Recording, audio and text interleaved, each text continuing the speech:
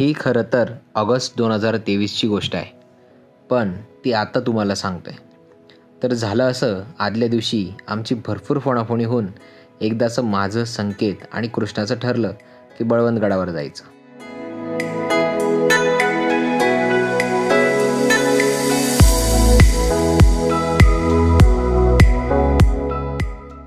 बळवंतगडाला जाण्यासाठी आपल्याला नाशिकहून घोटी, इगतपुरी, घाटनदेवी, विहीगाव रस्ता, माळगाव आणि बळवंतगड पायथा असा 57 किलोमीटरचा प्रवास करावा लागतो.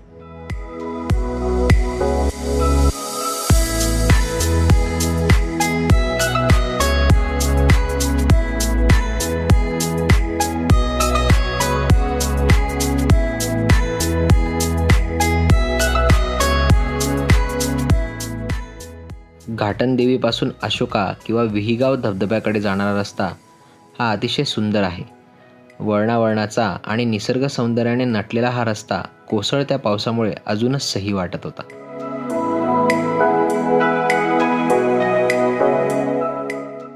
ह्याच रस्त्याने आपण पुढे गेल्यानंतर आपल्याला कसारा घाटातील रेल्वेसाठीचे पूल व बोगदे दिसून येतात.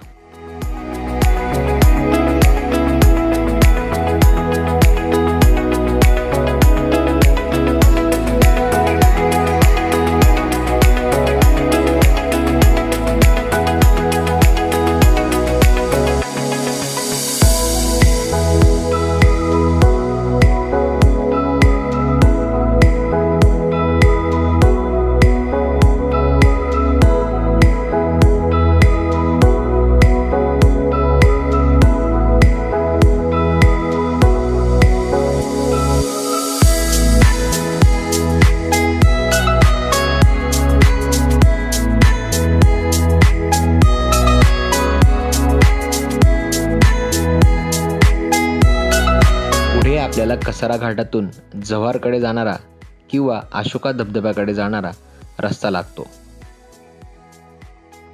त्यानंतर पुढे आपल्याला बळवंतगडाकडे व माळ गावाकडे जाणारा असे 2 बोर्ड दिसून येतात.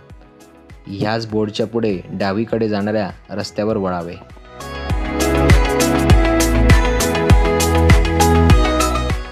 पुढे थोडा घाट रस्ता सुरू होतो.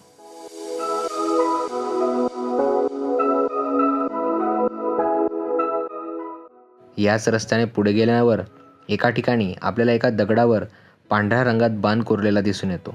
बस हाच तो किल्ल्यावर जाणारा रस्ता.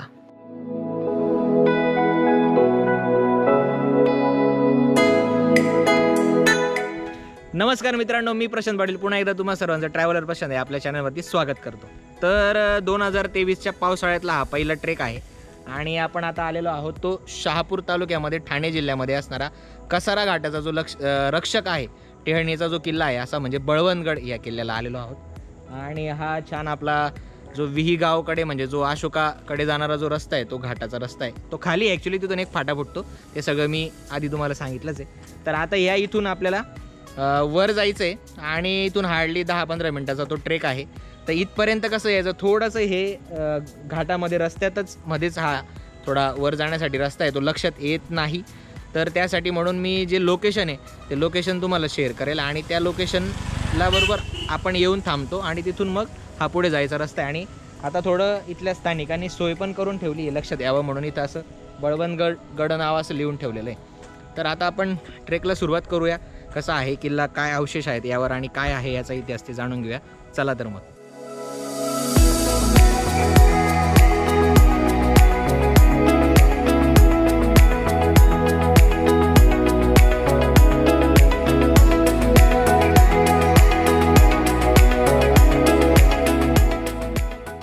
गेल्या काही वर्षाप्रमाणेच मागील वर्षी देखील पाऊस उशिराने सुरू झालेला होता आणि आज थोडी का होईना पावसाची रिपरिप सुरू झाली होती. पाऊलवाटेने खालपासून 10 मिनिटांच्या चढाईनंतर आपल्याला गडाची पश्चिमेकडील तटबंदीचे अवशेष दिसून येतात. तटबंदीच्या शेजारून आपण वर चढलो की लगेच आपण गडमाथ्यावर पोहोचतो. पण गडमाथ्यावर पोहोचून आमची फिलिंग ये तो शुरू होते ही खतम हो गया अशी झाली होती, कारण एवढी छोटी ह्या गडाची चढाई आहे. किल्ल्यावर पोहोचल्यास पावसाची रिपरिप अजून दमदार पद्धतीने सुरू झाली.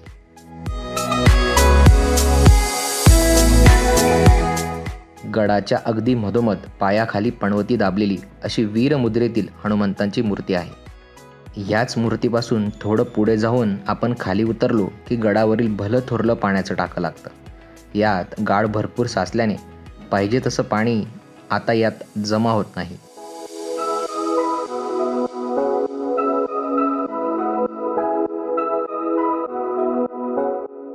पाण्याचं टाकं व हनुमंतरायांचे दर्शन घेऊन आम्ही निघालो ते गडाच्या दक्षिण टोकावर असणाऱ्या निशाण काठीकडे।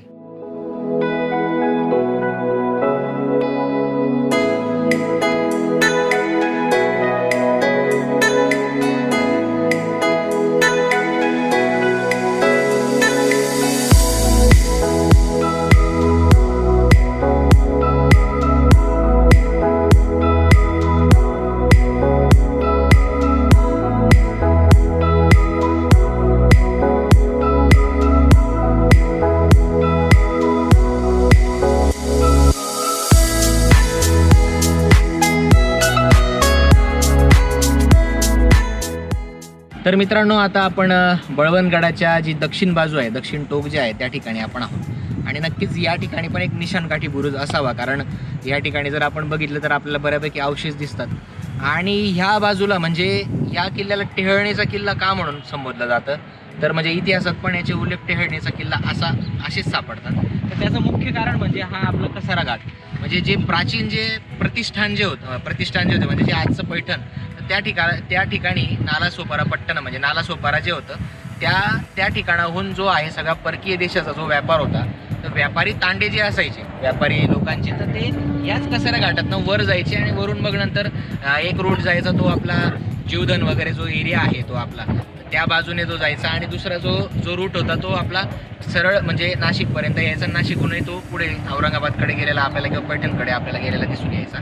आणि त्याच वेळेला गोवर्धन ही पण त्यावेळेला खूप मोठी बाजारपेठ जी होती त्या मलमलच्या कपड्यांची वगैरे, असं आपल्याला सातवाहन कालखंडामध्ये म्हणजे दिसून येतं बऱ्याच ठिकाणी। अगदी त्याची जी त्रिरश्मिलिनी पांडवलिनी जी नाशिकला आहे त्यामध्ये सुद्धा शिलालेखांमध्ये याचे उल्लेख दिसून येतात। आणि तर या कसारा घाटाचा हा जो आहे रक्षक किंवा एक टेहळणीचा किल्ला म्हणून, आता बरेचसे लोक म्हणतात की नेमकं टेहळणीचा किल्ला म्हणजे काय, तर मुख्य किल्ल्यापेक्षा म्हणजे ज्या ठिकाणी त्याला आपण मुख्य किल्लाही म्हणू शकत नाही, पण त्या ठिकाणाहून एक छोटीशी शिबंदी त्या मुख्य व्यापारी मार्गाला असेल किंवा लष्करी मार्गाला असेल तर त्यावरती लक्ष ठेवू शकेल, सर्व्हिलन्स करू शकेल इंग्लिशमध्ये जर म्हणायला गेलं तर त्या किल्ल्याला टेहळणीचा किल्ला असं म्हटलं जातं। म्हणजे त्या ठिकाणी पाण्याची व्यवस्था असते, एक तुटपुंजी 100-150 लोकांची शिबंदी त्या ठिकाणी असते। आणि समजा परकीय शत्रूंची जर कुठल्या प्रकारची जर सैन्याची हालचाल त्यांना दिसली तर लवकरात लवकर क्विकली म्हणजे दुसरे जे आपले किल्ले मुख्य जे ठाणे त्या किल्ल्यांपर्यंत त्याची माहिती पोचावी, त्याची एक काय म्हणतात ना ती लवकरात लवकर बातमी जावी, म्हणून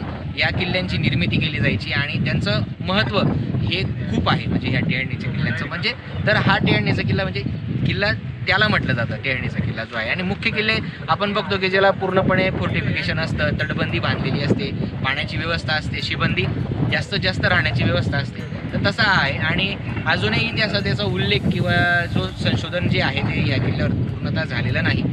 इतिहासातले उल्लेख याचे काही सापडत नाही, पण ते सापडणारच नाही अशातला भाग नाही। कोणी ना कोणी इतिहास संशोधक लवकरच ते पुढे आणेल आणि आपल्यासमोर ते येईलच। तर अशी ह्या किल्ल्याची एक माहिती आहे। धन्यवाद।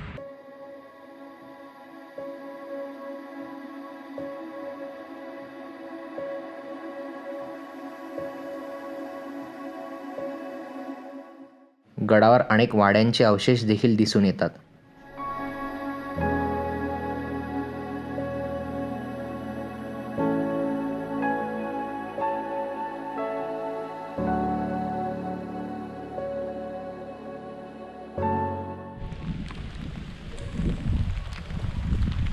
तर मित्रांनो, आता अगदी गडमाथ्याचा जो सगळ्यात उंच ठिकाण आहे ना त्या ठिकाणी आहोत। आणि या ठिकाणी जे आहे ते वेताळ बाबाचं म्हणजे मंदिर, म्हणजे फक्त ग्रामस्थांनी एक या ठिकाणी एक दगड आहे त्याला शेंदूर आहे आणि तर त्याला एक श्रद्धेचं स्थान म्हणून या ठिकाणी जे वेताळ बाबा स्थान असं याला ॲक्च्युली म्हटलं जातं। तर या ठिकाणी ते आहे, अगदी गडमाथ्यावर आहे।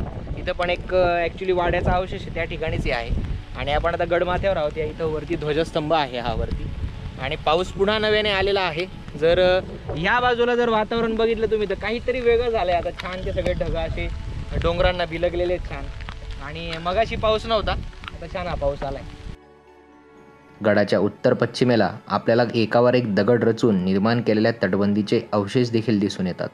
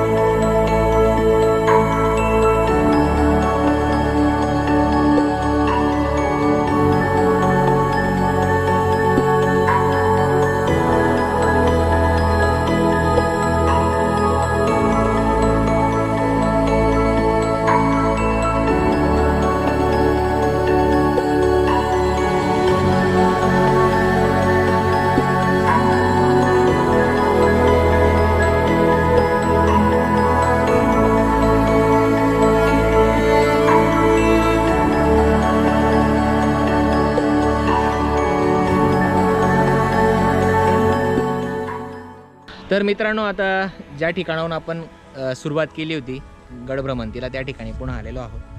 तर अतिशय म्हणजे छोटेखानी असा हा ट्रेक आहे. म्हणजे हार्डली म्हणजे काय म्हणतात ना, स्टार्ट झाला आणि संपला अशी गोष्ट झाली. म्हणजे विषय घेतला आणि तेवढ्यात तर संपलाही होता विषय, अशी गोष्ट झाली. म्हणजे अगदी 10 ते 15 मिनटं मॅक्झिमम आपण वर पोहोचतो. आणि जर आपल्याला शूट करायचं नसेल, काही करायचं नसेल, जरी एक्सप्लोअर करायचं म्हटलं तरी 15 मिनटं भरपूर झाले. ही गोष्ट आहे. म्हणजे अर्धा तासात हा ट्रेक तुमचा होतो आणि ज्या ठिकाणाहून तुम्ही येत असाल ते येण्या जाण्याचं तेवढं जे काही वेळ असेल तो बस, असा हा विषय आहे. त्या ठिकाणी आमच्या गाड्या लावलेल्या होत्या आणि आता परतीचा मार्ग आम्ही धरतो आहोत. तर हा व्हिडिओ तुम्हाला कसा वाटला ते नक्की कमेंट सेक्शनमध्ये सांगायला विसरू नका. त्याचसोबत व्हिडिओला लाईक देखील नक्की करा. ते यूट्यूबच्या लॉगरिथमसाठी ते महत्त्वाचं असतं.